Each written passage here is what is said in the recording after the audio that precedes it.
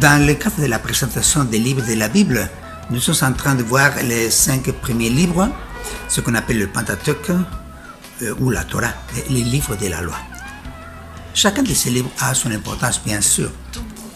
Mais aujourd'hui, nous allons parler du 10e livre, le livre de l'Exode, qui a une particulière importance. On pourrait dire aussi que sa lecture et sa connaissance sont absolument nécessaires pour comprendre l'histoire du salut et notre propre foi chrétienne.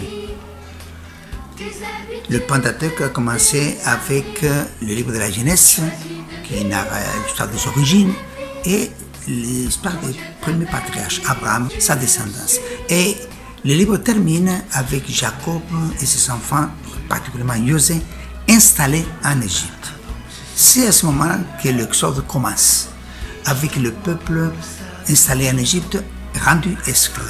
Et on peut affirmer que le livre de l'Exode, c'est la narration du noyau et le moment essentiel de l'histoire du peuple d'Israël et logiquement de notre propre foi. Les autres livres qui viendront après, Lévitique, Nombre et Deutéronome, on peut comprendre un peu comme des commentaires de ce que dans le livre de l'Exode va être expliqué. L'Exode commence avec l'esclavage en Égypte, suivi de l'apparition de la figure de Moïse et de son rôle comme libérateur du peuple. Cette libération se réalise avec l'intervention directe de Dieu. Par exemple, rappelez-vous les 10 plaies d'Égypte qui conduiront à la célébration de la Pâque, à la sortie du peuple d'Égypte, au passage de la mer Rouge, à la défaite de Pharaon et à la liberté du peuple. Ce moment est peut-être le plus important de l'histoire d'Israël. Après cette libération, le peuple va au mont Sinaï.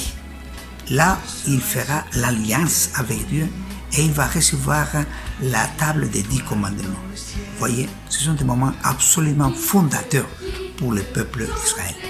Mais à côté de ce grand thème, il y a d'autres points très importants comme la traversée du désert, la manne, les premières trahisons du peuple à l'alliance avec Dieu, les premières grandes institutions du peuple d'Israël comme la prêtrise, les juges, la tente de la rencontre, l'arche de l'alliance.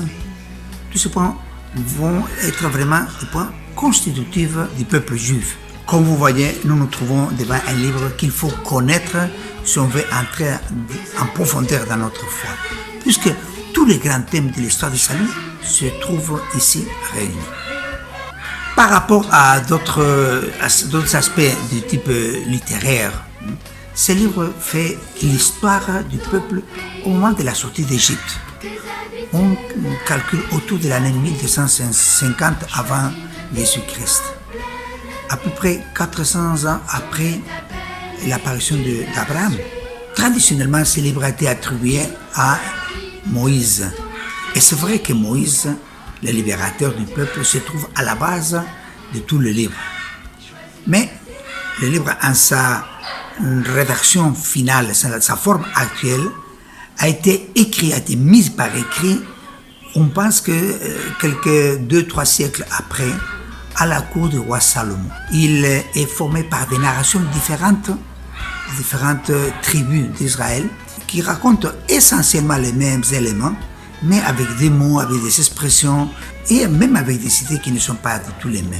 Du point de vue historique, ce livre ne peut pas être considéré comme une histoire moderne, puisque les intérêts et les préoccupations des auteurs ne sont pas de nous faire une chronique précise, mais de nous faire voir l'intervention salvatrice de Dieu dans la libération de l'esclavage, dans la sortie d'Égypte, dans la traversée du désert, dans la promulgation de l'Alliance et des 10 commandements. Les détails historiques sont d'une importance mineure, mais la base historique du livre est bien réelle. Il ne s'agit pas de fantaisie ou des inventions mensongères. Et voilà tout. Je vous invite à lire ce livre qui est beau, qui est vraiment passionnant et totalement nécessaire pour avoir une bonne compréhension de notre foi. Quitte ton pays.